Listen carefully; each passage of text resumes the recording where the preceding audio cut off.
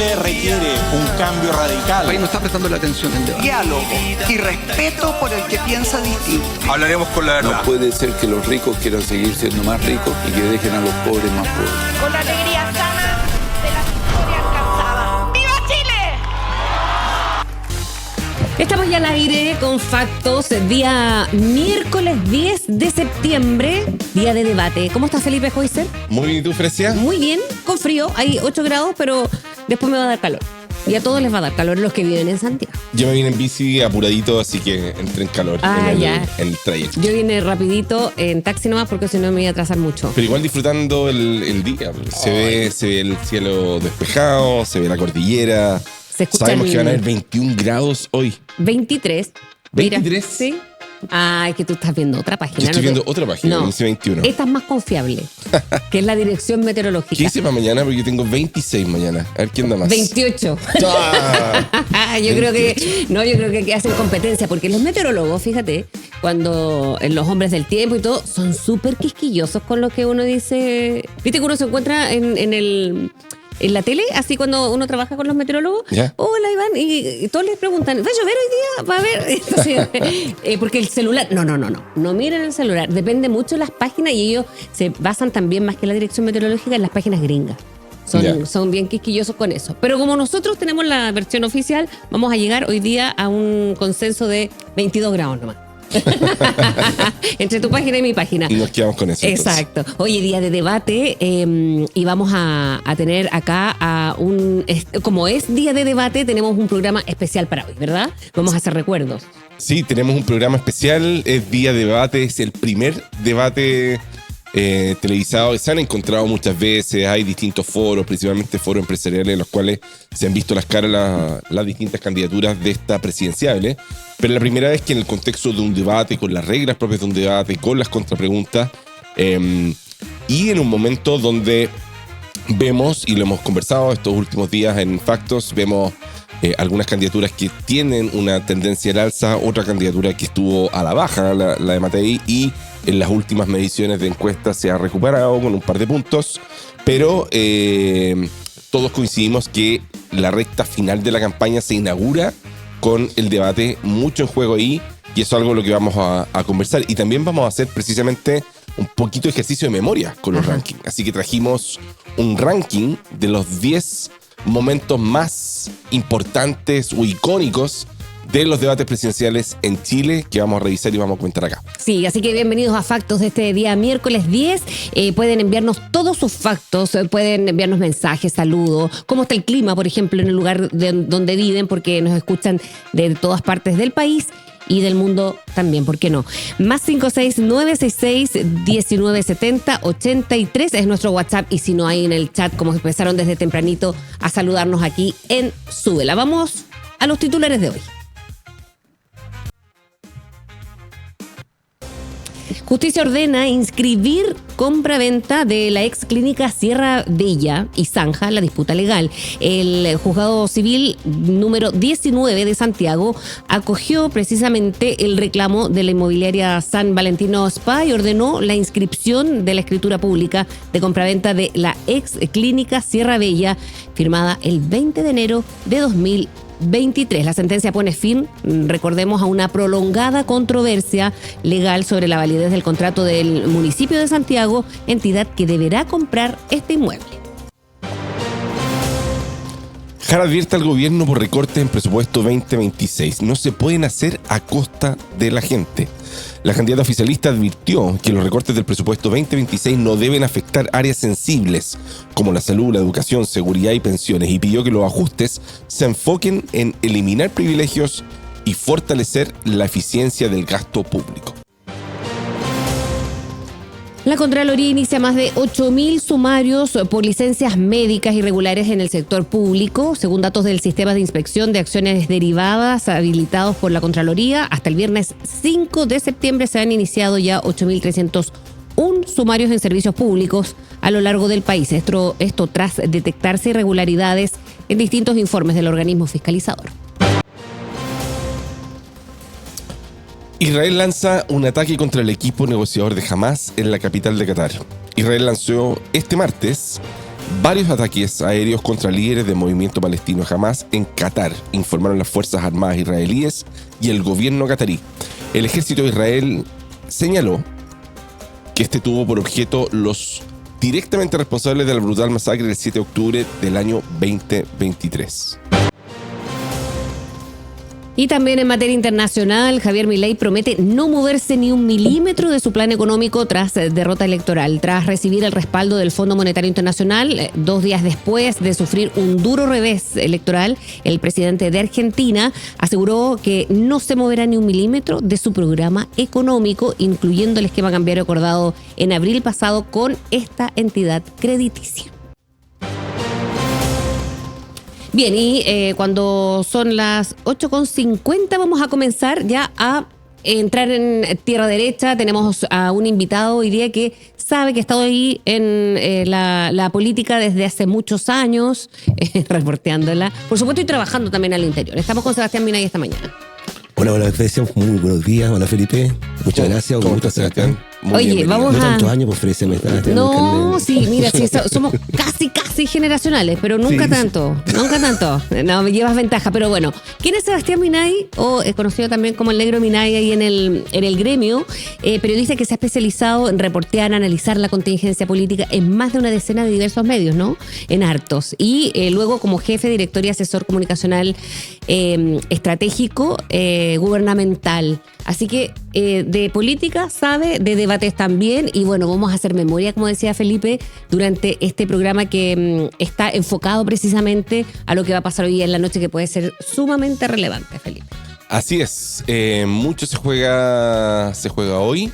Como decíamos al comienzo del programa, es la primera vez que se enfrentan en un debate presidencial con las características propias de este debate las candidaturas presidenciales. Por lo tanto, hay mucho que esperar hoy.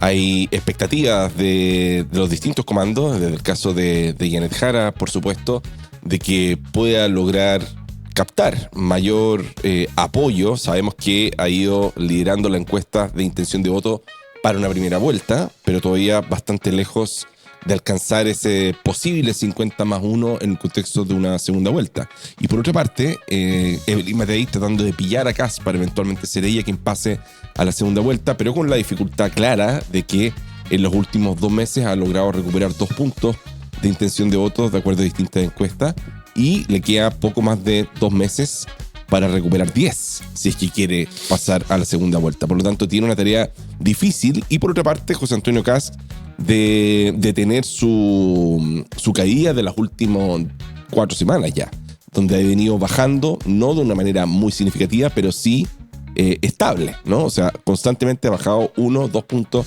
durante las últimas semanas, consolidando una tendencia a la baja, pero no sabemos si es que la curva de la baja de Kast se va a intersectar con la curva de leve ascenso que tiene Evelyn Matei. Por lo tanto, hay expectativas de que este debate pudiese cambiar quizás de alguna manera el escenario y acelerar esas curvas para saber quiénes van a pasar a la segunda vuelta y quiénes pasan a esa segunda vuelta también aspectados con mejores opciones para alcanzar ese 50+1 de mayoría absoluta necesario para convertirse en presidente o presidenta de la República. Vamos a preguntarle a Sebastián Minay cómo está viendo este debate, después de cómo presentábamos y como Felipe daba en algunos lineamientos, Seba, que quizás tiene que ver con cómo se la juega cada uno de los candidatos, que además hoy por primera vez van a estar todos y todas juntas. ¿Cómo está? Muy bien, mucho gusto. Sí, como bien decías tú, Felipe, y tú, Frecia, esto arranca hoy día. Esto arranca, alguna gente tendrá la sensación de que la campaña lleva mucho tiempo, pero en rigor ahora se empieza a encender. Quedan 3 meses, 5 días para la primera vuelta. Entonces, si bien son 8 candidatos, primera vez que todos se van a ver las caras. Hay distintos niveles de experiencia. De los 8, 5 ya han tenido experiencias anteriores. Evelyn Matei, su segunda campaña, la tercera de Kast, la quinta de Marco Enrique, la tercera Artes, la tercera Parisi. Para tener Jara un debut, digamos.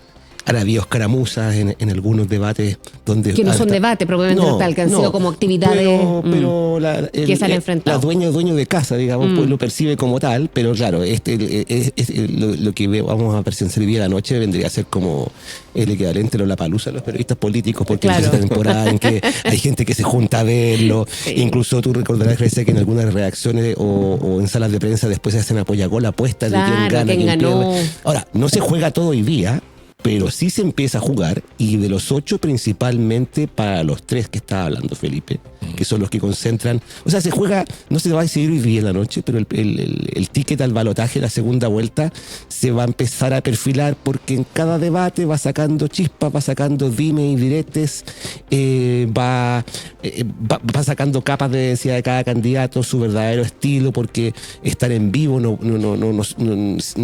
tienen que responder in situ, y ahí se va acumulando material para los siguientes debates. Generalmente acá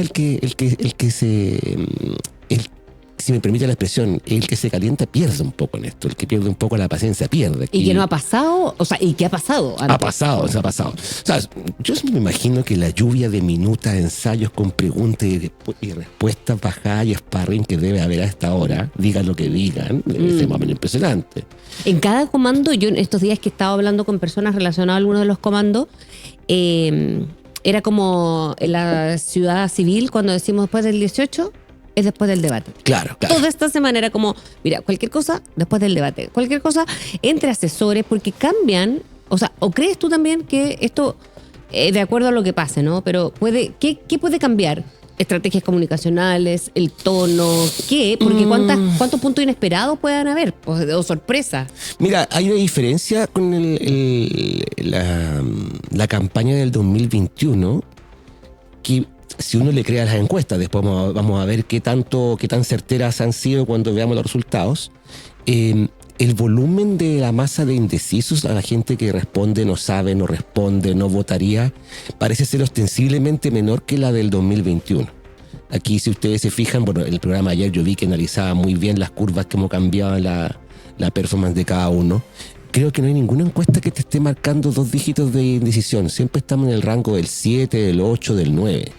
¿Y eso va a cambiar? O sea, no, me digo que el 2021 esa masa de indecisos era mucho más grande. Había encuestas que te marcaban 15, 20. O sea, de hecho, si nos vamos a revisar cómo está el 2021, te daba, la pelea estaba entre Gabriel Boric y Sebastián Sichel. El primer debate del 2021 fue el 22 de septiembre. Empezó un poquito después que ahora, digamos. Pero, por ejemplo, el panel ciudadano del 29 de agosto del 2021 te daba Boric Sichel. Y casi todas las peleas aquí. Acá estamos viendo otra foto. Entonces, no sé si vaya a cambiar, pero sí va a empezar a mostrarte las áreas más fuertes y débiles de cada candidato. Quizás no movilice a muchos indecisos, al menos los 3 principales, o por lo menos en el caso de Yanel Jara y José Antonio Kast, tenemos razones para pensar que tienen un voto duro inamovible, que no se va a mover pase lo que pase. O sea, además que no nos perdamos, cuando hay oscilaciones de 2 o 3 puntos en las encuestas, no perdamos de vista que las encuestas también tienen su margen de error. No, absolutamente. Tienen su margen de error. Pero acá puede empezar a moverse levemente la aguja, porque esto se va a empezar a mover de manera creciente en la medida que alguno de los candidatos cometa un error, que se pelee con el rival equivocado, que lo pillen en falta, porque también en los debates tenemos candidatas y candidatos que se preparan para sacar un conejo del sombrero, una sorpresa de última hora para encarar a otro y contrastarlo contra un hecho o un facto, como se llama el programa, para el cual no estaba minuteado, para el cual no trabajó las respuestas con su equipo, porque todo esto se prepara con sparring, con simulación de pregunta-respuesta. Yo hago de Kast, yo hago de Jara, pero claro, si te dan una sorpresa para la cual no estás preparado, entonces el que se enoja, pierde. El que pierde la paciencia, pierde. El que no se preparó, pierde. Pero no pierde la pelea. Empieza a moverse esto bastante entretenido. Sí, no, absolutamente. Además hay que recordar, a propósito de tú mencionaste, Sebastián, el efecto de los indecisos. Un grupo de indecisos además que se ha decidido en el último mes y medio de una manera muy, muy clara. De hecho, el grupo de indecisos, de acuerdo a las mediciones de CEP, que fue, si no me equivoco, en abril, ¿no? Por ahí mayo, puede ser, por ahí. puede ser. Mayo. Hay que recordar que el trabajo de campo de CEP es bastante más largo Sí, que las sí. encuestas que hacen todas las Es más semanas vasto, Cadem o Criteria. Y ahí el bolsón, por así decirlo, de indeciso era del orden del 40%.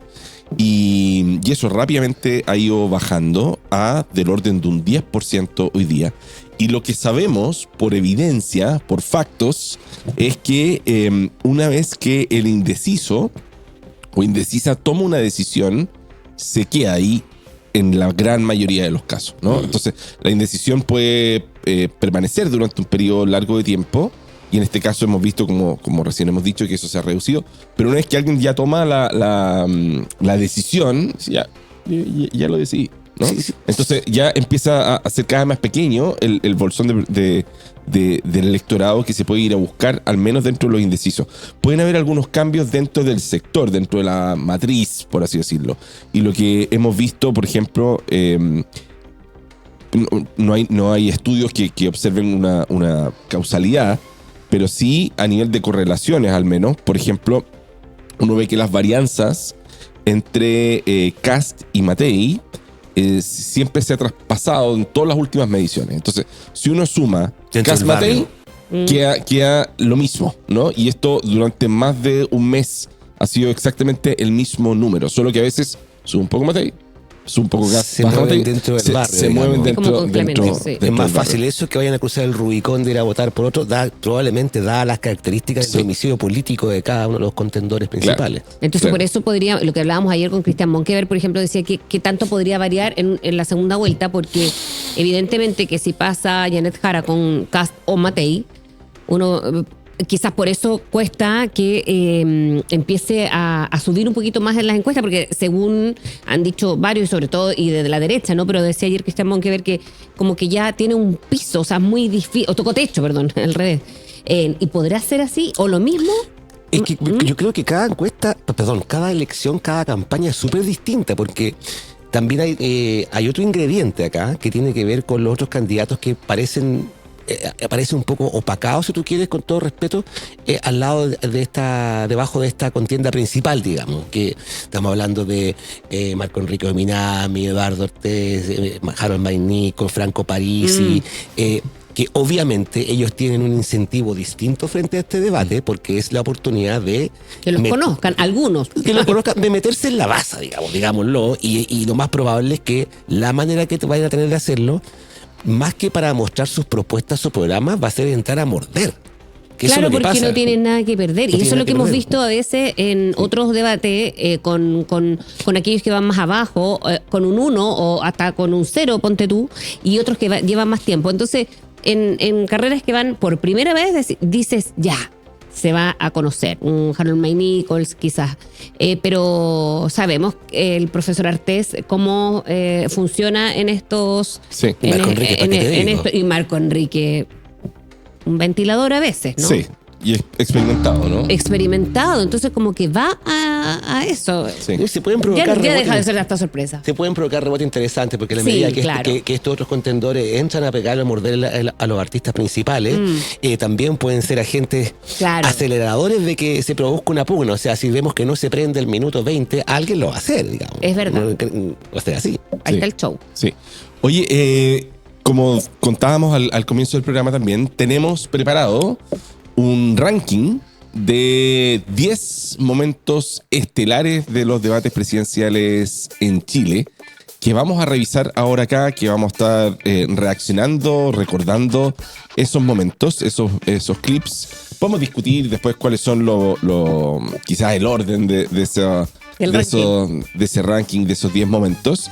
Además que acá están mezclados momentos, creo yo, muy destacables en términos de haber dicho algo de una manera muy categórica y que haya provocado después una reacción política interesante, con la polémica, la chimuchina, con o la... frases- El cachacascán, como dice mi mamá. Oye, Claro, hay harto de las eso frases también. que quedaron para la posteridad, por ejemplo, cuando Osandón le decía a Piñera que si se lo tomaron, ¿cómo era? Lo tomaron preso por... Reo por lindo. Por lindo, por Lo ejemplo. vamos a ver también, está en el claro, ranking, imagínate. por Grandes supuesto, éxitos. es parte de los grandes Ya, éxitos qué entretenido. de los debates presidenciales. Así que Vamos a con empezar entonces con ese. ¿Estamos listos, equipo? Aprovecho de saludar ahí al Fabi, a Montu y a la Claufica que están ahí en los controles, permitiendo que Hola. Factos esté al Hola, aire. chiquillo. La Clau Hola, chicos. nos va a estar dando los mensajitos hoy día tú, ¿no? Oh, con la... He vuelto. Así es. He volvido, dijo la Clau. He volvido.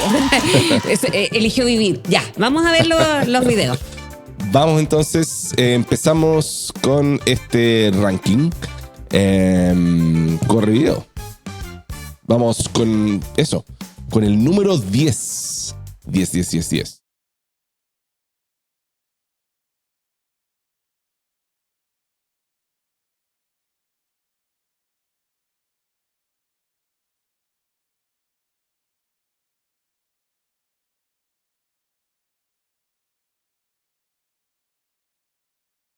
Pero no el gasto en defensa.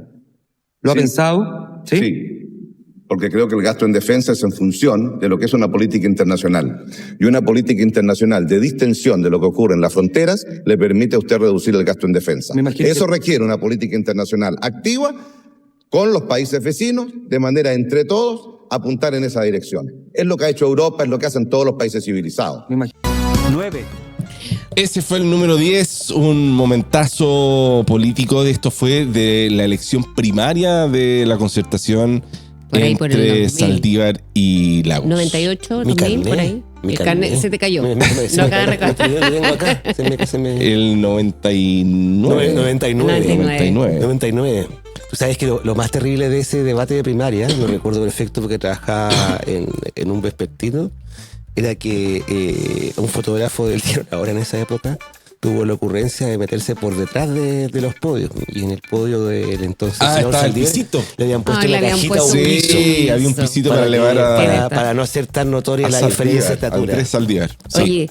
Oye, allí... Sí. No, y decir solo que fue un momentazo también porque como aire profesoral de Ricardo Lagos quedó muy de manifiesto en ese debate. Ya se le conocía en el momento del Del dedo. dedazo, etcétera. Pero acá el contraste en una pregunta donde hay que recordar, está hablando del gasto en defensa. Fuerzas Armadas, en defensa, no tan lejos todavía de la dictadura. Sí. Y por lo tanto era un tema que estaba en cuestión, ¿no? ¿Le van a bajar la plata o no a los militares?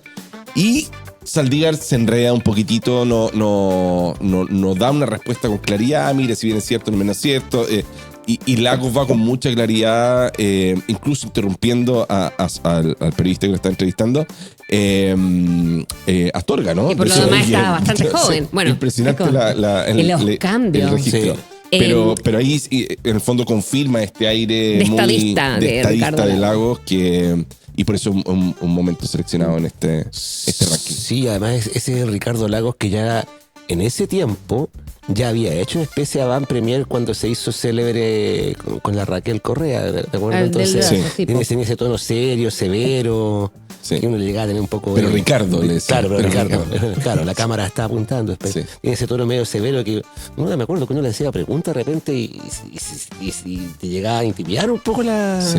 No, la exacto. severidad. Pero, y de- además era un Ricardo Lagos que él cuando tú le querías preguntar algo, él te contrapreguntaba Sí, a ti. Entonces sí, sí, alguna sí, vez sí. me dijo, no voy a decir lo que usted quiere. Sí, Porque sí. uno quería la cuña así como, pero usted cree que eso es injusto, cree que es eso. Sí. Y al final se da vuelta, no voy a contestar lo que usted quiere. O sea, además era tremendamente directo. Ese debate, yo recuerdo que esa elección primaria estaba relativamente jugada antes de entrar a la cancha, un poco.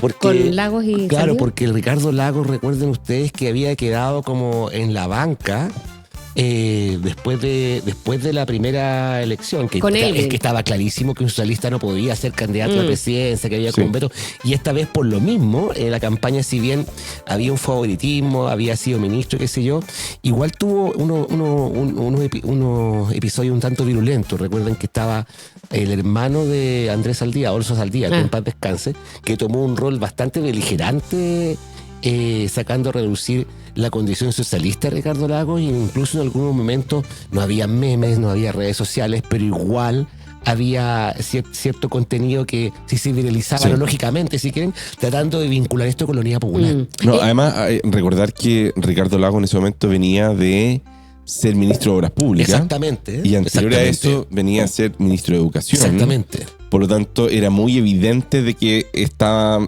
listo, estaba en la pole position para ser el candidato. O sea, básicamente el ministro de Obras Públicas en esa época, además, es la persona encargada de cortar la cinta. O sea, de hecho, yo creo que ocurrió el presidente Frey en ese entonces, cuando lo nombra ministro de Obras Públicas, ya estaba diciendo, ya por fin te toca. Claro. Sí, de hecho, y ustedes, a lo mejor muchos que están ahí en el chat o mirándonos a través de YouTube hoy en Súbela, son muy jóvenes. Pero después, cuando empieza este ejercicio democrático, fue muy importante, obvio, pero además era toda una novedad. Estuvimos casi 20 años, 17 en rigor, de no debates, no congreso, era otra vida. O sea, por eso lo digo un poco en broma, pero es verdad, ustedes son muy jóvenes, pero antes lo que vemos ahora no era común. No, y la fuerza, o sea, esta idea, a propósito de lo que dice Sebastián, de las palabras de Adolfo Saldívar en ese entonces, un socialista que vuelva a la moneda desde Salvador Allende. Esa es la idea que estaba instalada. Esa era la figura. Y en lo simbólico no era por entonces era un DC como Patricio Elwin o cualquiera, después, y empezaban ahí a surgir qué tan DC podía ser confiable, etcétera.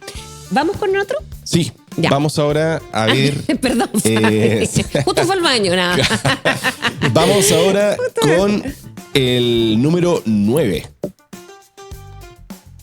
9. Candidata Matei, usted ha dicho ahora que es contraria a cualquier tipo de proyecto de ley de aborto, pero usted patrocinó uno junto al senador socialista Fulvio Rossi, esto fue en diciembre del 2010, donde aprobaba el aborto en caso de peligro para la madre, pero también en caso de inviabilidad del feto. Y de hecho usted fue súper clara en calificar esto último. Dijo, hay mujeres que se sienten absolutamente violentadas en nuestra sociedad por la obligatoriedad de seguir adelante con el embarazo hasta el final. Esta obligación es violenta e inaceptable. ¿Hoy lo considera no violento y algo aceptable para la mujer? En primer lugar, cuando hablábamos, ¿no es cierto?, del aborto terapéutico, la gente en general interpretó mal el proyecto, porque el proyecto decía exactamente, y lo puedo mostrar, que cuando la mujer está en peligro de muerte y se interviene para salvar la vida de la mujer y producto de eso muere el feto, eso no es aborto. Ya. Temazo. Sí, fue, bueno, aparte de especial el momento donde la periodista luego está en el mismo debate pocos años después, Beatriz Sánchez como candidata presidencial. ¿Estás queriendo decir algo, Felipe, no? ¿Estás queriendo decir algo? Uno de ustedes dos está... Claro. No, por ahora lo descarto. No sé tú, Felipe. Dice por ahora lo descarto y se soltó. Claro. Atención con eso. Oye, está destacado. Empecemos como concejal. Está destacado como dentro de este ranking a propósito de las características del momento donde uno es pillado o pillada, ¿no? Cuando te hacen una pregunta y no queda muy, muy clara la respuesta, donde evidentemente habías dicho una cosa y luego tienes que cambiar de opinión por la posición de ser candidato presidencial, ¿no? Esto le ocurre a Evelyn Matei en esa oportunidad, donde se está hablando del aborto terapéutico y donde además creo yo que comete otro error importante, que es que parte de la explicación es que la gente se equivoca, la gente no me entendió bien, ¿no? Y eso es como un error bastante garrafal en este tipo de instancias. Había, antes de dar el paso al Seba, otro semblante de Evelyn Matei. Se nota que han pasado los años, pero no solamente porque pasan los años, sino que se ha endurecido, ahí estaba mucho más risueña, quizás el carácter que ella demostraba era preguntar, ahora está siempre o se ve un poquito más tensa. Seba, respecto al contenido... Esto fue el 2013. ¿2013 fue? Si no me equivoco. Sí, fue el 2013 y claro, y ahí le recuerdan a Evelyn Matei una propuesta bastante audaz que hizo ella, porque efectivamente con Fulvio Rossi, cuando era parlamentario, así es, patrocinaron, impulsaron esto, y era bastante audaz, digo audaz para ella, sector, claro, para su sector, en la UDI. Recordemos que Belén Matei se partió en Renovación Nacional, después se fue a la UDI, no fue alumna de Jaime Guzmán ni mucho menos. Y ella siempre decía, durante años dijo, este partido no me quiere mucho. Y tenía el agravante además que en esa campaña la tuvo que asumir bastante regañadiente. Recordemos que se cayó Longueira, se cayó Colmón, finalmente. Y efectivamente el problema de la respuesta que tú estás diciendo, Felipe, tenía la complicación que al hacer debutar, si me permiten, un tema como el aborto, es en un ambiente que te obliga un lenguaje muy simplista como campaña electoral, colocarle apellido aborto terapéutico. En rigor tiene razón, pero no lo puede decir. Es difícil que la gente te entienda. En ese momento yo creo que 5 de cada 2 personas, me perdonan la exageración, no iban a entender qué es lo que es aborto terapéutico. Para mí es aborto a solas nomás. Claro. Después incluso los 3 causales, yo te aseguro que hacemos una encuesta acá, ¿quién te puede decir cuáles son las 3 causales? Claro.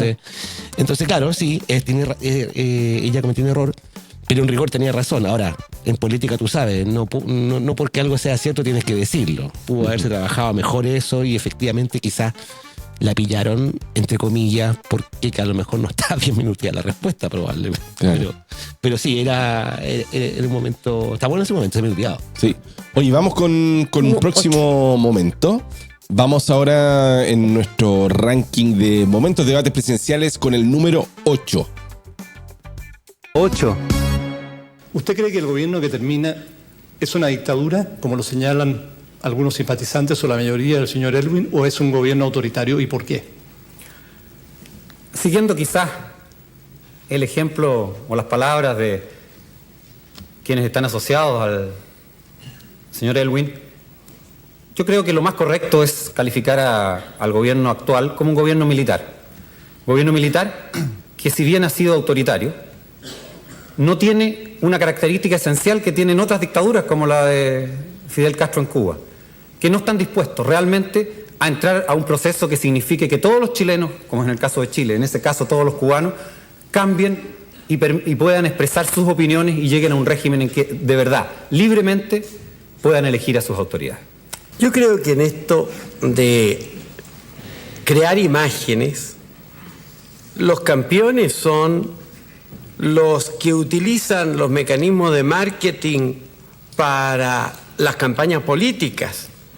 Y en esto creo que quienes han dado lecciones en el último tiempo son precisamente quienes apoyan al exministro señor Vigil. Pero lo cierto es que por muchas imágenes que se intenten crear, no se puede ocultar un hecho de fondo. Aquí ha habido un régimen que ha desconocido las libertades, que ha violado los derechos humanos, que ha ejercido el poder autoritariamente, que ha perseguido a los adversarios, que ha dividido al país en amigos y enemigos, y hay un candidato que ha formado parte de ese régimen, que se ha identificado con ese régimen y que ahora se presenta con una cara distinta.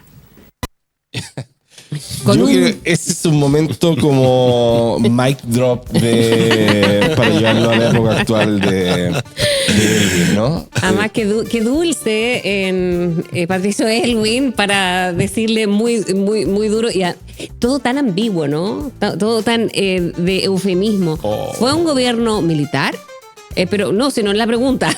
el gobierno militar lo sabemos. Además que se había hecho un esfuerzo efectivamente en términos como de propaganda, de darle a la dictadura y a la post-dictadura, como el sector que la apoyó, una cara remozada, y Vigil representaba eso, sí, ¿no? Como un ministro joven, un poquito más chascón, que salía a trotar en la mañana, sí, ¿no? Entonces era una visión como moderna, de progreso.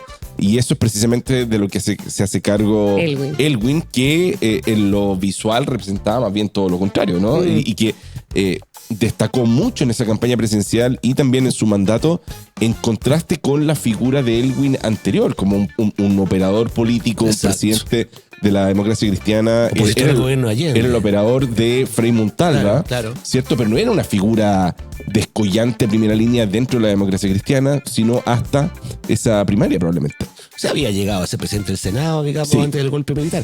Pero claro, increíble. En ese momento esto debe haber sido 1989, 88. Eso, sí. 88. Esto fue el 89. 89, claro, En ese momento que era casi un pecado decir la palabra dictadura en televisión. Yo Claro. creo. Sí. O sea, ahora que me arrojaste el pasado a nuestras caras, Felipe, viendo a Bernardo Lamazza, yo creo que partamos por el tema del léxico.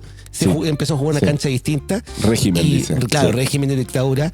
Y ¿para qué estamos con cosas? Yo creo que esta pelea está bastante jugada en el sentido de que en su momento era súper difícil preverlo, la gente Claro, tenía miedo había de mucho votar, miedo. Era una campaña con mucho miedo. Mucho miedo, la gente iba a votar con miedo a la urna, etcétera, etcétera, pero mirándolo con un cuarto de perspectiva. Y con poca esperanza, porque eso era. Esto, o sea, bueno, lo vimos después, había pasado ya con el plebiscito. Claro, pero hay gente, pero por lo mismo, hay gente que si bien no confiaba en un mecanismo electoral bajo dictadura, el resultado del plebiscito debe haberle dado confianza a más de alguno.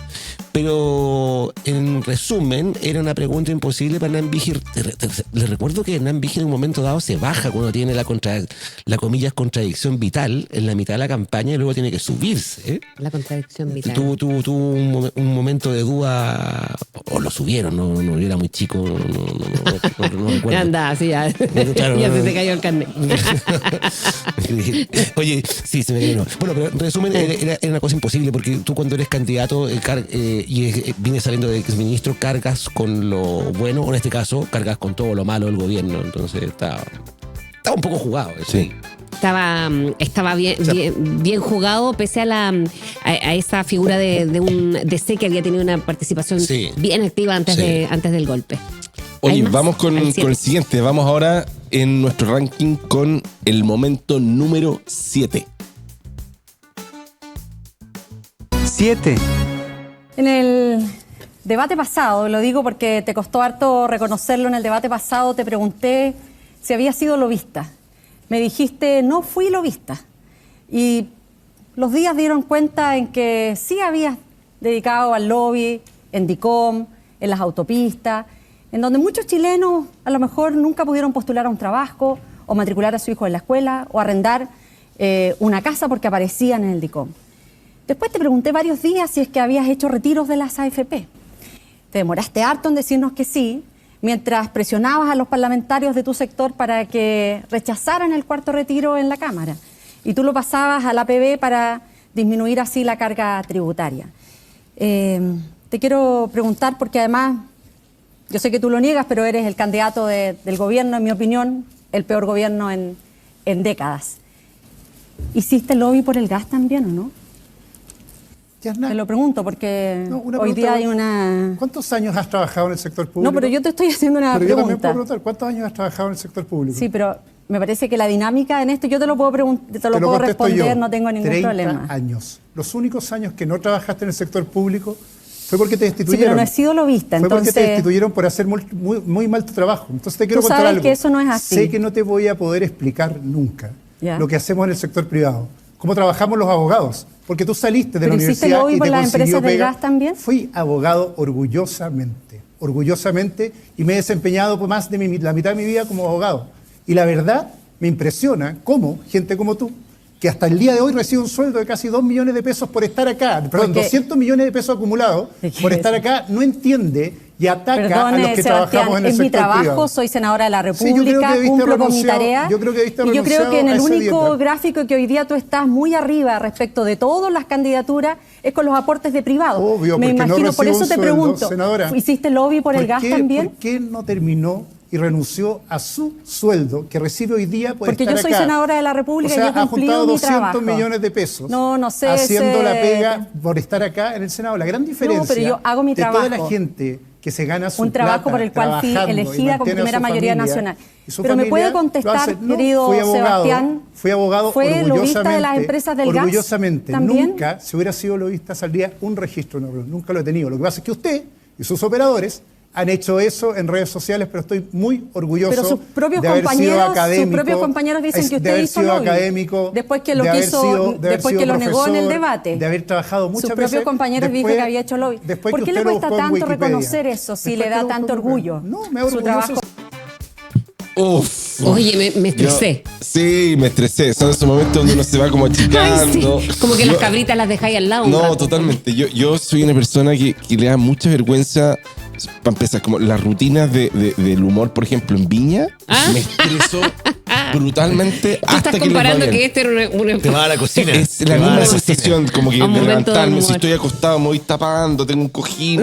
Bueno, eso me ocurrió, recuerdo claramente, con este momento del debate clásico. donde uno no sabe dónde esconderse. Igual me da la impresión que no respondió la respuesta, o sea, no respondió la pregunta Sebastián Sichel a Jasna Proboste. Este es un clásico. Incomodidad. Es un clásico de clásicos porque tuvo 2 rounds.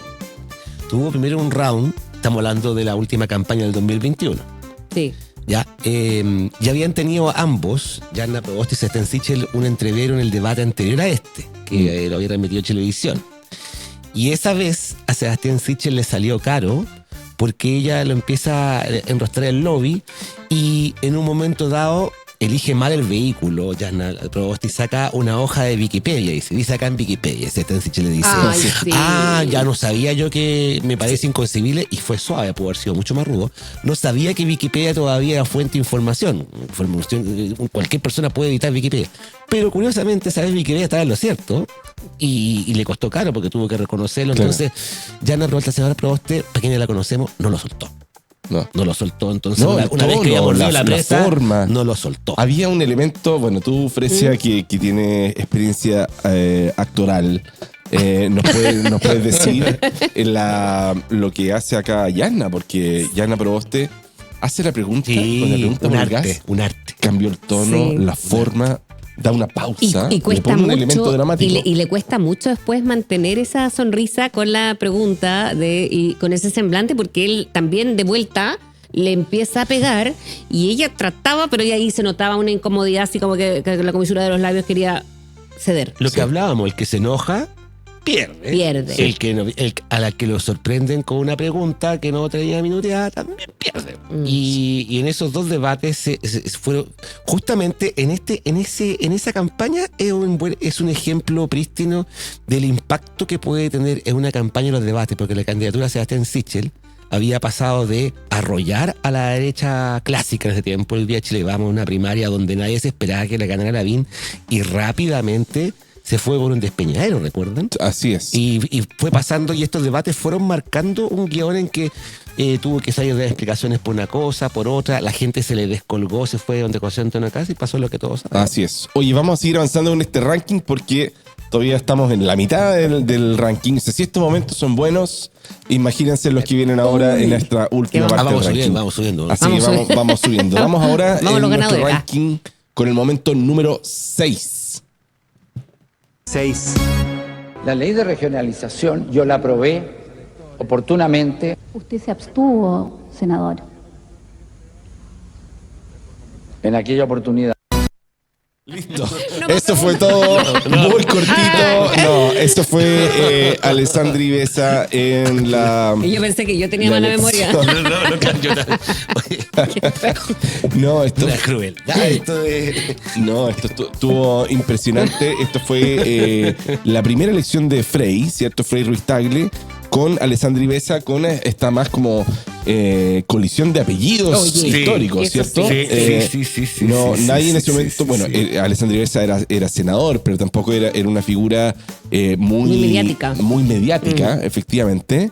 Pero la derecha lo pone como carta para competirle a Frei Ruiz Tagle, que tampoco era muy mediático, pero era Frei, ¿no? Con lo que significaba Frei, el apellido Frei, por la herencia de Frei Montalva, el significado como expresidente de la República, líder de la democracia cristiana y también líder de la oposición en ese momento política, al menos, dentro a Pinochet.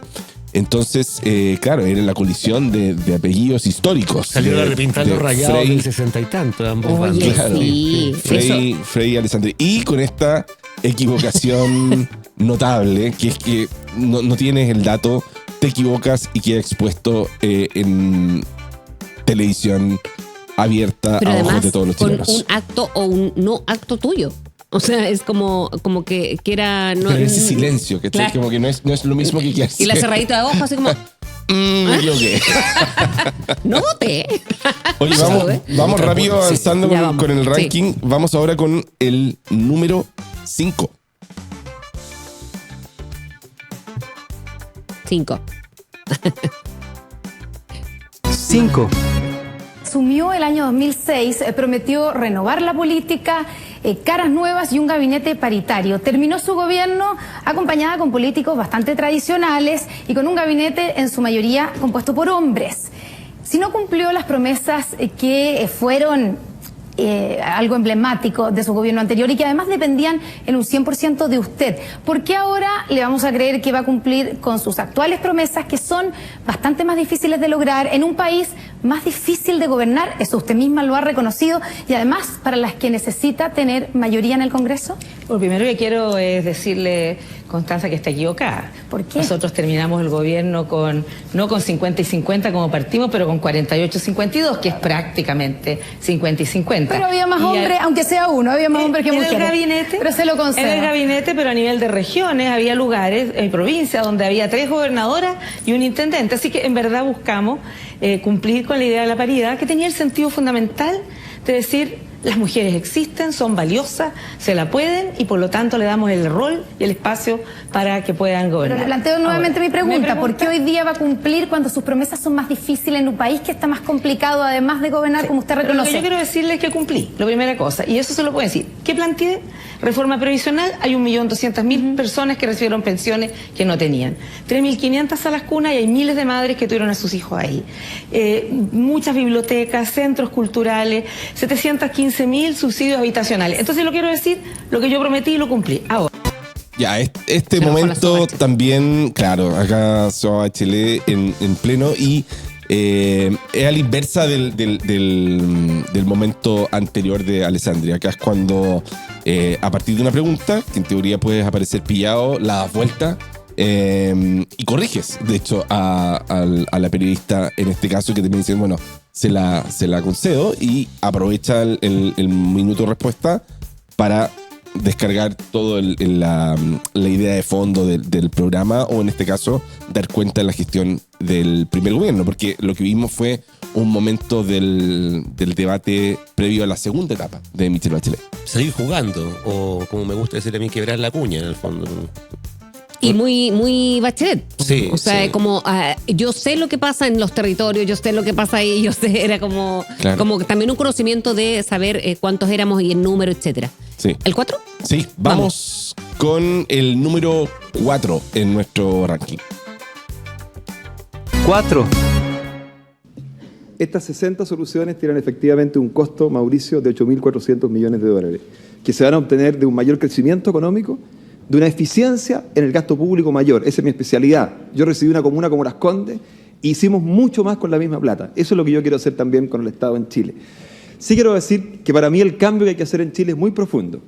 Es un cambio en el estilo presidencial, ya lo expliqué, un presidente cercano, accesible. Es un cambio en las políticas concretas, las 60 soluciones. Y también es un cambio en las prioridades. ¿En qué sentido? Yo siento que estos años, muchas veces, aquí está la encuesta CEP con las preocupaciones de la gente, la encuesta del Centro de Estudios Públicos. Estos años, muchas veces, los gobiernos y los políticos han equivocado las prioridades.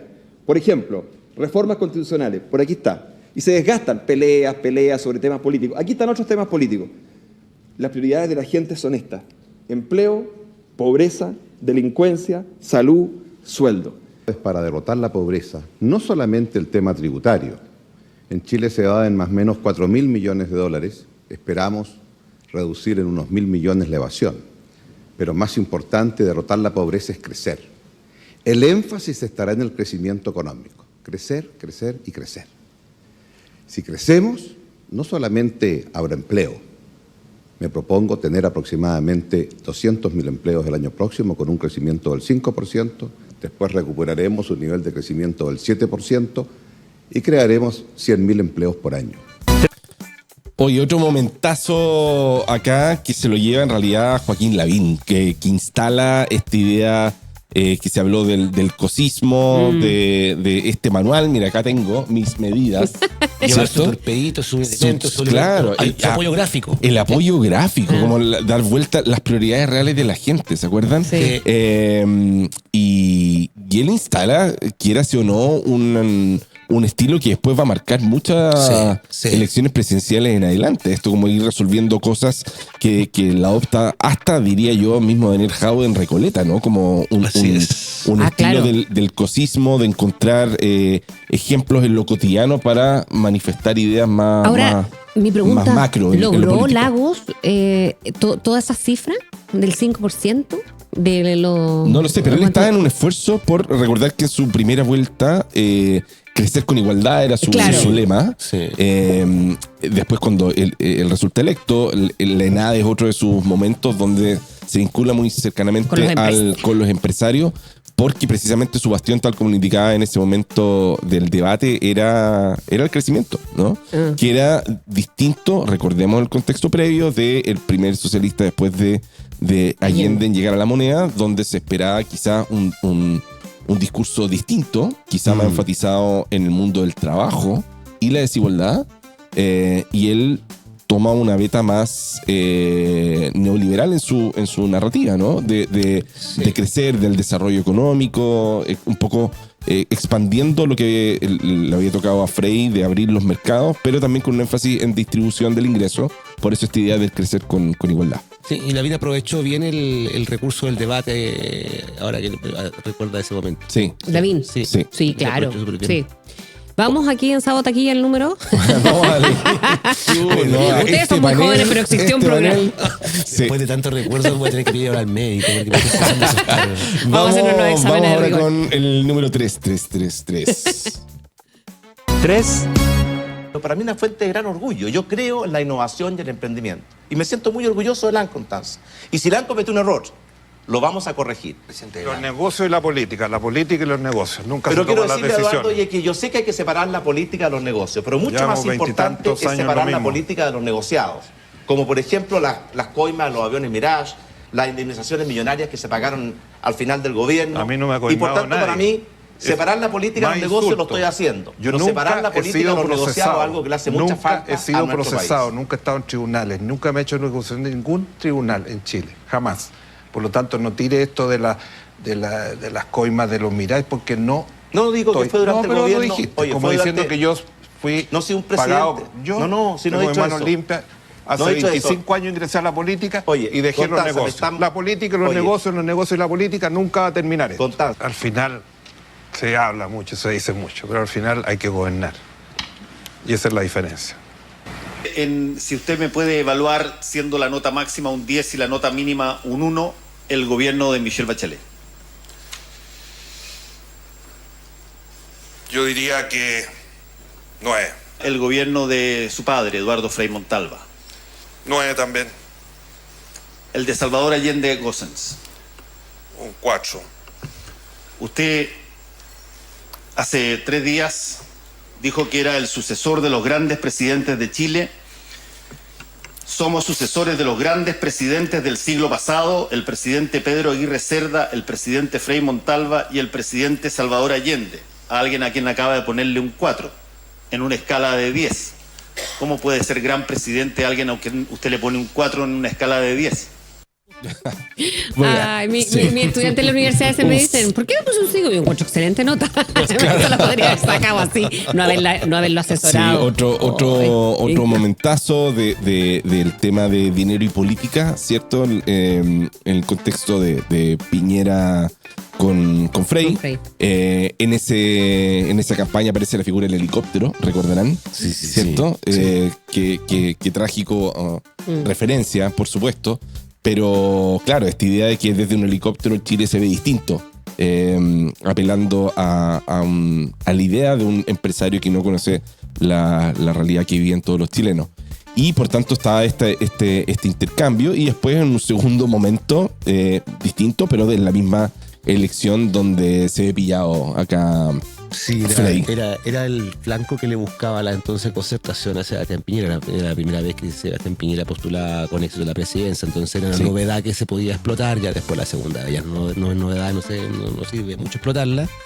Y claro, ahí el expresidente Frey no se la dejó pasar, digamos. Pero claro, efectivamente después vemos algo parecido a lo que vimos en 2 ejemplos atrás, cuando tú te contradices con palabras tus hechos, digamos. Sí. Claro. Oye, y acá vamos a seguir avanzando en nuestro ranking, y solo quiero advertir, se me olvidó advertirlo en el anterior, que ya cuando está entrando en el top 3 es muy difícil encontrar un momento, así que hice un poquito de trampa y juntando 2 momentos distintos, pero de la misma elección. ¿ya? Así que vamos ahora entonces con nuestro número 2. 2. Manuel José, me leí tu programa. Y de hecho, a pesar de que tú has dicho que no tienes programa, no sé si tal vez... Yo no he dicho eso. Bueno, has dicho muy que agresivo hoy día. Parece que tu señora te trató mal hoy día. No, me ha tratado maravillosamente. De hecho, me acompañó, está feliz conmigo. No se nota lo que ha hecho su señora. Debería haber invitado a la tuya para que te acompañara también. Yo por lo menos me acompaño hoy día. Leí tu programa y me pasa lo siguiente, de que te quiero preguntar a ti. En tu programa, tú planteas que efectivamente quieres avanzar en una serie de materias. Te quiero preguntar, ¿cuánto cuesta tu programa de gobierno?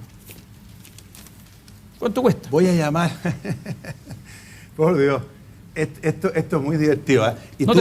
En el programa Vértigo de Canal 13, que la diferencia entre usted y el expresidente Sebastián Piñera era que usted podía caminar tranquilo por la calle. Es cierto. ¿Por qué él no puede hacer eso? No tengo idea. Pregúntele por qué anda con 60 carabineros cuando va en la esquina. Yo voy solo, no tengo problema. Pregúntemelo, porque... Sí. No, pero ahora estoy hablando de yo, la prepotencia presidente. de la ignorancia y la capacidad de ser un mentiroso profesional en el señor Sandón nos sorprende todos los días. Pero yo lo voy a dejar ahí, que es en el barro, señor Sandón, le quedan muy pocos días de candidato. Mire, ya, después van a poder dialogar en todo caso. Perdón, pero él ocupó ciertos minutos míos porque me trata de ignorante. Y yo lo único que he dicho es que yo no tengo... Perdón, yo fui, por ejemplo, gerente de una empresa agrícola. Él fue gerente del Banco Talca. Pero según un video que vi en la ciudad de Mónica Madariaga, él estuvo escondido porque fue declarado reo. No lo declararon reo por lindo. Oye, impactante. Yo pasé el paralelo con el momento de Sichel Yasna, donde dije ya me tapaba con un cojín.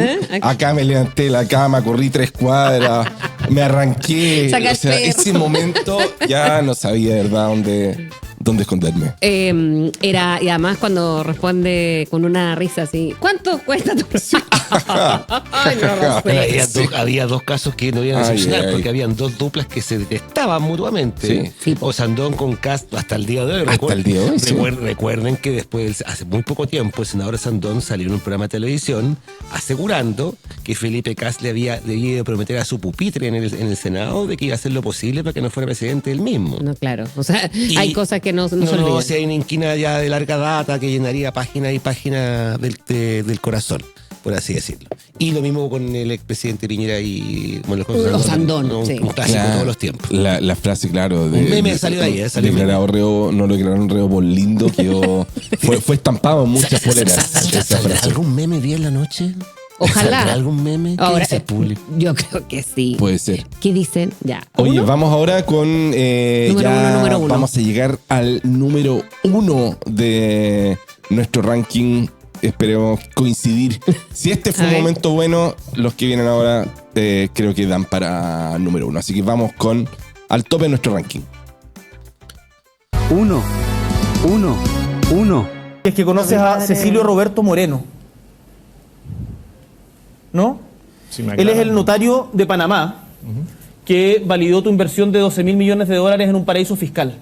Cuando tú hablas de patriotismo y cuando buscas defender permanentemente a los chilenos y tus bots en redes sociales están permanentemente aludiendo a eso, yo me pregunto qué pensarán de una persona que busca permanentemente eludir impuestos en sociedades en Panamá mediante un notario, que seguramente hoy día olvidaste su nombre, y que evaden impuestos en Chile. Eso a mí me parece que es tremendamente vergonzoso. En la elección presidencial anterior, insistir mucho en el test de drogas. En este también lo he hecho. No he tenido la acogida de Gabriel en este caso de someternos ambos a un test de droga. Yo creo que este es un buen momento para que los dos digamos, vamos a hacer un test de droga de pelo para acreditar que ninguno de los dos consume. Porque yo creo que Gabriel no consume, yo tampoco consumo. Porque ahí hay una dependencia. Déjeme hacer una pausa ya que usted está haciendo una apelación directa. ¿Usted se va a hacer el test de drogas? Mire, ¿sabe? No solamente le voy a responder esta pregunta.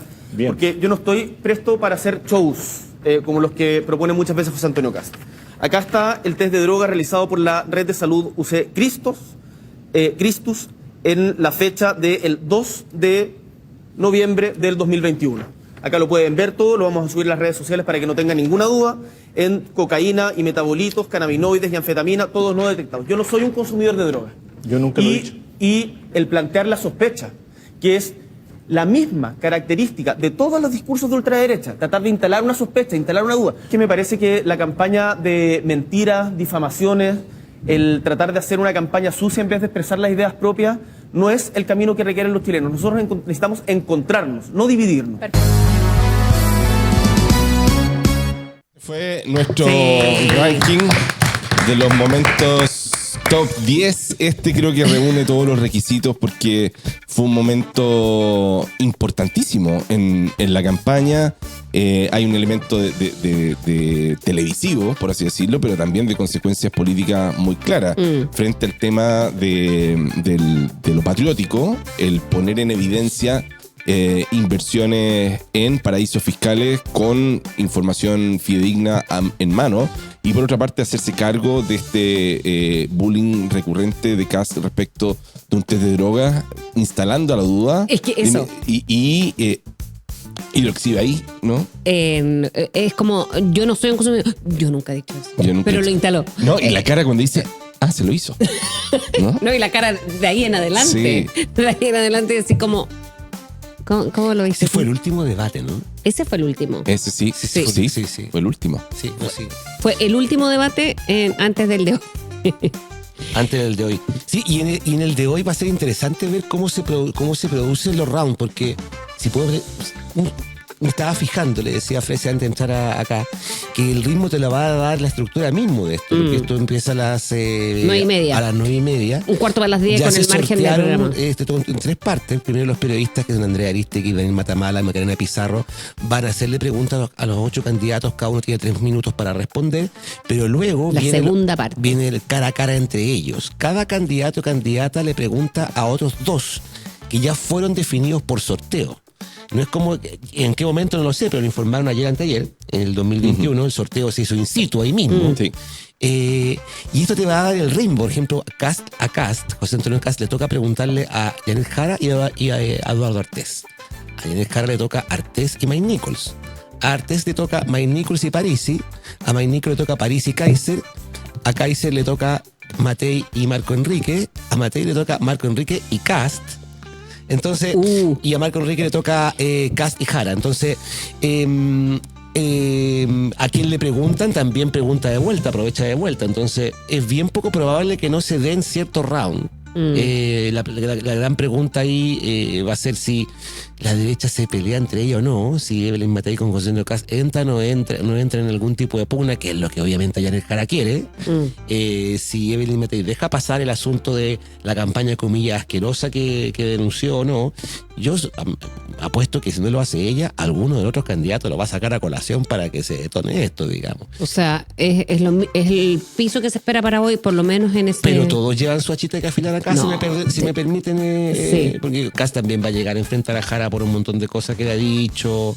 Se va a estar este problema de qué pasa con el tema del chavo préstamo. Sí, hay hartas cosas que están ahí pendientes que no han sido... Oye, ya nos vamos a ir a un corte muy pronto para pasar a nuestra entrevista en el episodio de hoy. Pero antes quiero, además de, por cierto, agradecer a Sebastián. Hoy, además del debate... después del debate, Zuela estrena un nuevo proyecto que se llama The Battles, inspirado, por cierto, en las míticas batallas de gallo, donde vamos a tomar momentos icónicos, importantes, los mejores cortes del debate presidencial y los vamos a transformar, pero manteniendo exactamente lo que se dijo ahí. No, eso no va a ser modificado en estéticamente recordarán estos monitos de MTV, los del Celebrity Deathmatch presidencial. Así que les quiero mostrar ese pequeño clip. Y antes agradecer a Sebastián Binay para dejarlo en libertad. Muchas gracias, Seba, por haber estado con nosotros. Muchísimas gracias a ustedes, Fresia y Felipe. Que estén ha sido bien. un gusto. Hasta la próxima. Antes de que pasemos a ver Momento el clip, redes. Sí, les quería leer algunos comentarios. Y de ahí vemos eso y nos vamos a la pausa. Rápidamente, porque tenían mucho que comentar. Efectivamente, Bárbara Aguilera dice: qué horrible cuando no tienes respuesta y atacas. Ignacio Herrera, por el contrario, dice: qué manera de reír. Muchas personas riéndose a carcajadas en el chat. Era la idea también. Por los momentos icónicos que revisamos. Y preguntamos también por el chat si ellos, los auditores, recordaban algún momento icónico de algún debate presidencial, y nos nombraron dos. Uno es Manuel José Asandón diciendo el costo de su programa de gobierno. ¿Cómo no olvidar ese... O no diciéndolo. Ese icónico momento. Y lo otro es... Miss Wilson nos dice: no creo que sea icónico, pero el momento que vino a mi mente fue cuando Artés cuestionaba a Sichel. Eres de derecha, dilo con ganas. Me sigue haciendo mucha gracia. Y lo último, tanto Mariela González como Bárbara Aguilera mencionan en comentarios que Sebastián tiene un parecido con Álvaro López de Los Bunkers. Ay, mira, va a cantar, pero después nos traía una sorpresa. Gracias a todos los que nos escribieron esta mañana, a Seba Binay también, y ahora sí vamos a ver lo que le tenemos preparado aquí en Súbela de cara al debate de esta noche. Eso.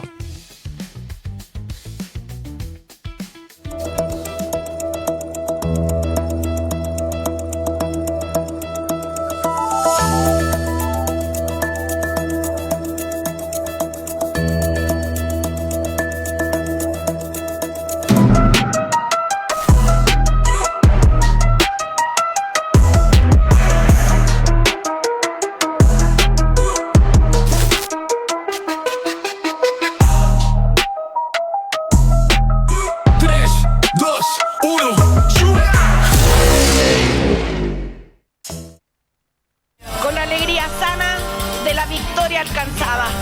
¡Viva Chile!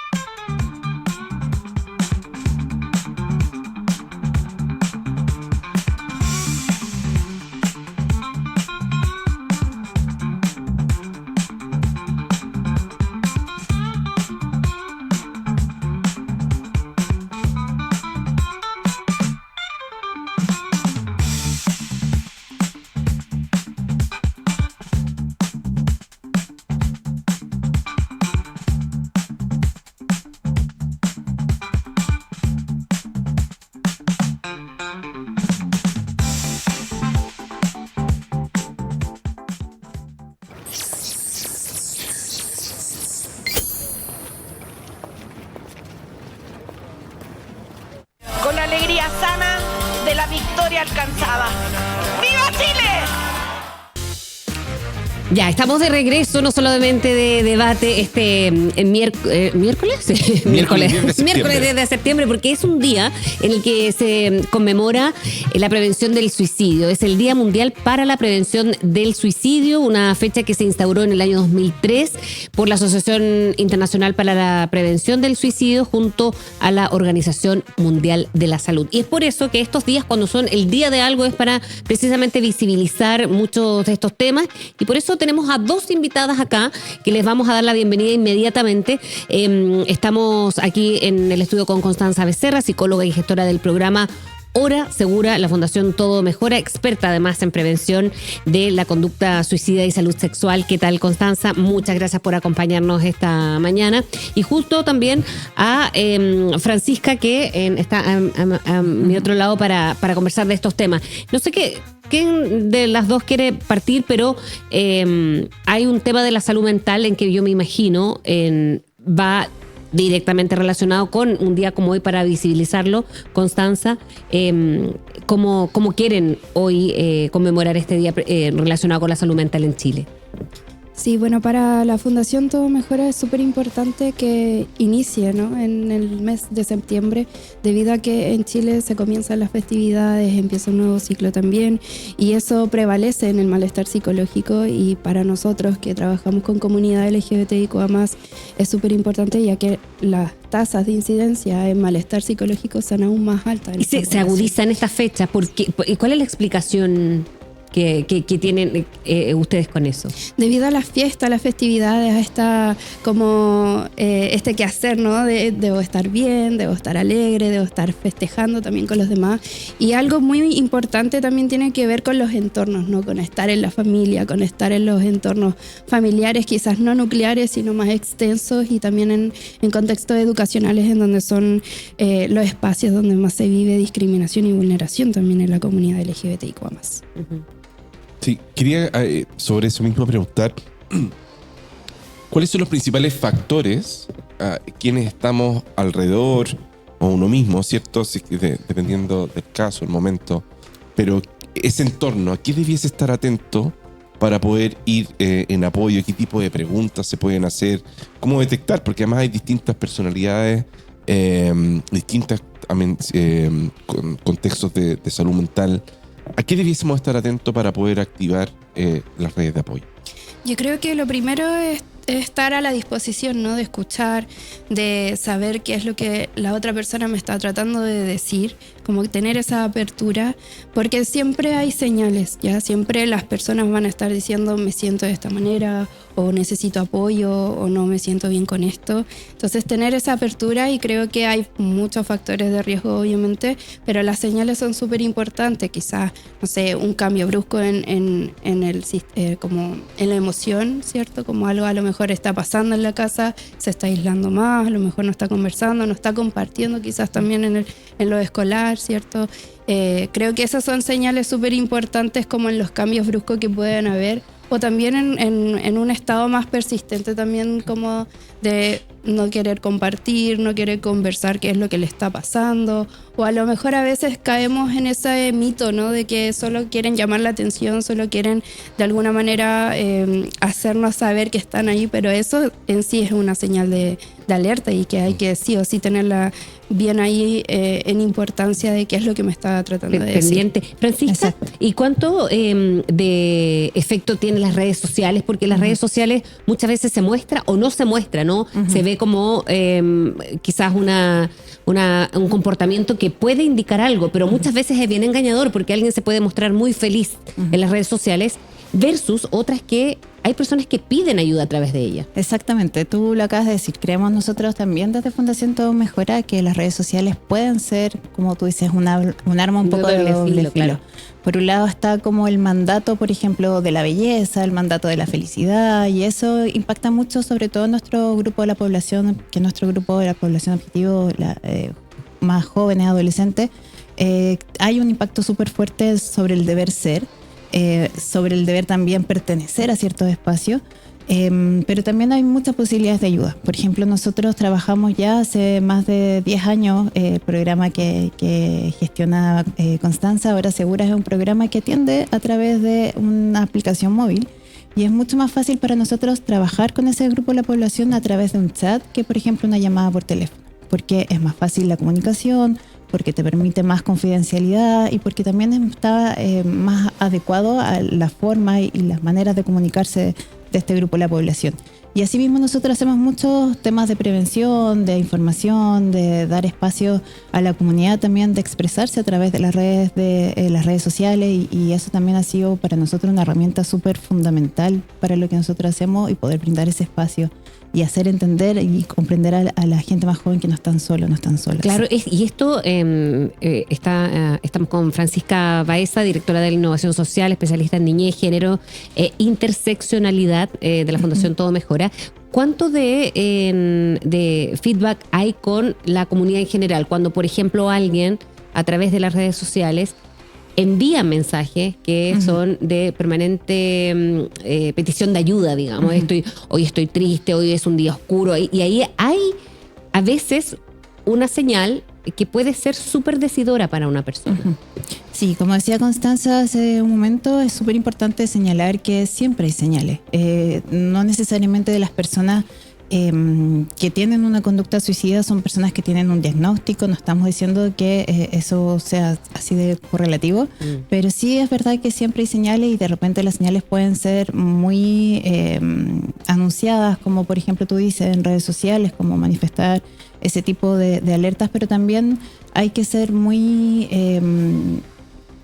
observar con mucha atención y tener una escucha muy activa, porque hay comúnmente también otras señales que no necesariamente son así de masiva o así de amplia en la familia. Hay que estar muy atentos, por ejemplo, a la sensación de no sentirse perteneciente a ciertos espacios, que es lo que comentábamos recién, sobre todo en la comunidad LGBTIQA+, donde muchas veces las niñeces, las juventudes no se sienten parte, por ejemplo, de sus entornos, de su espacio educativo, de su familia, y eso es un llamado de atención súper importante, sobre todo para nuestra comunidad, que tiene una alta prevalencia en temáticas de conducta suicida. Oye, y aquí, Constanza, a propósito que recién en el bloque anterior estábamos hablando del debate presidencial, el momento donde se manifiestan propuestas, prioridades, y el tema de salud mental es algo que ha aparecido durante los últimos años en el campo de lo político, y lo que me hace preguntarme, además en el contexto de esta campaña, es en qué situación estamos en cuanto al Estado. ¿Ha habido o no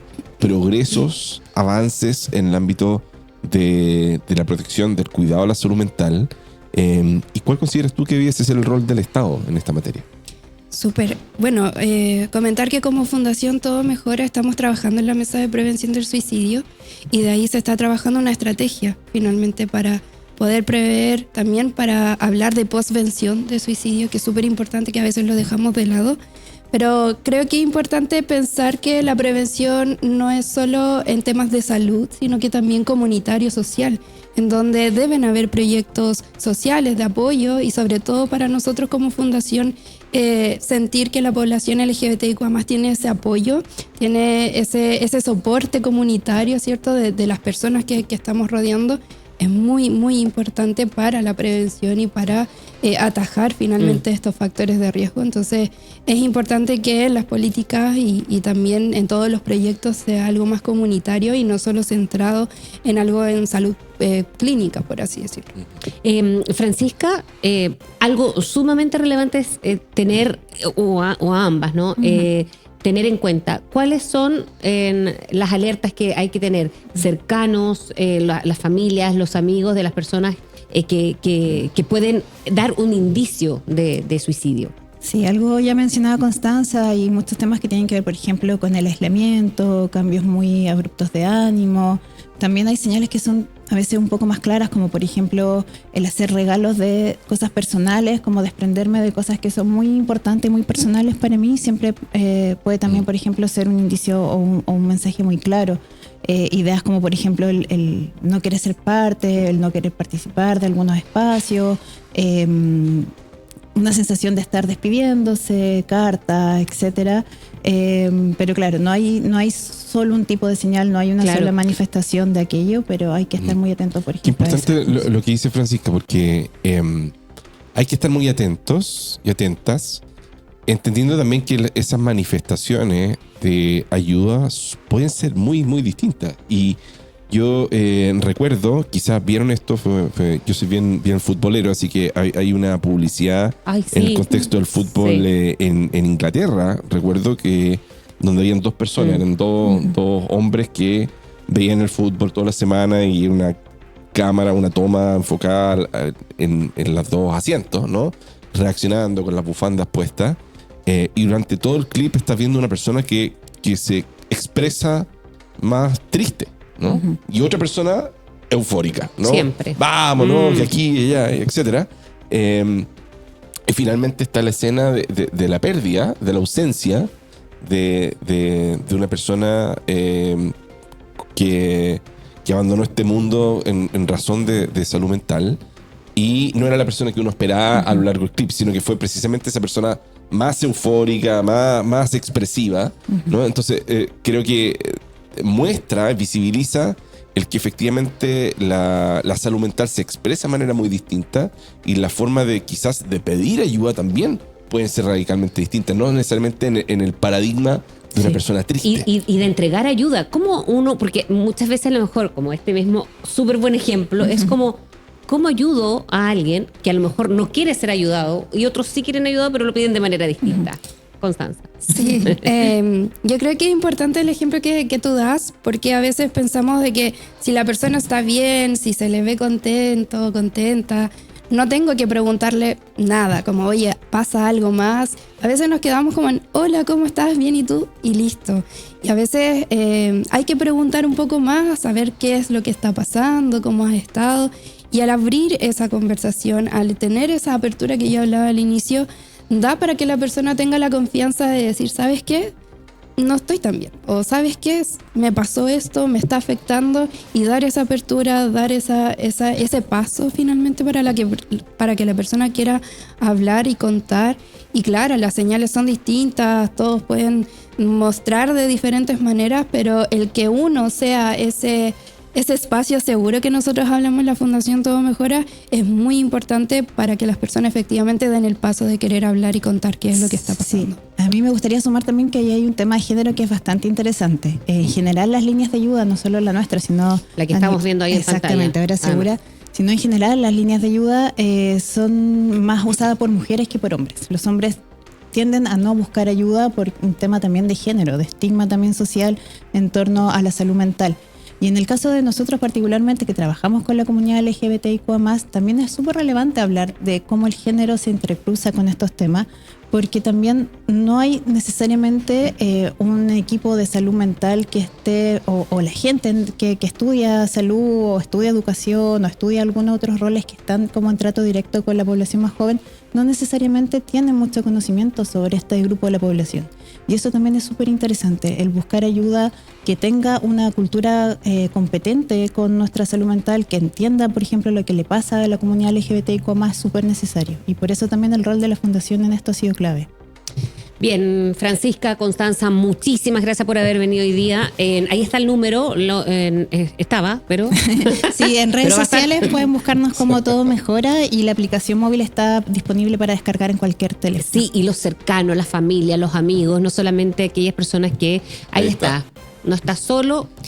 Sí, ese es el asterisco 4141 de Salud Responde, que también puede ser por la opción 2. Y tenemos la hora segura, y también en página web para que ustedes sepan acerca de todo lo que nosotros hacemos, trabajamos en incidencia de políticas públicas y en informes. Está todomejora.org, la Biblia diversa, para que ustedes puedan descargar material totalmente gratuito. Sí, Día Mundial para la Prevención del Suicidio, día para visibilizar también, como lo decíamos con nuestras invitadas hoy día, visibilizar, y por eso la importancia que por algo desde el año 2003 conmemoramos esta jornada. Gracias. Oye, Francisca y Constanza. A propósito del tema en cuestión, lo que vimos recién es que para la gente que se está volviendo a conectar a nuestra señal, que por mencionar la palabra en cuestión, se cayó la transmisión por YouTube.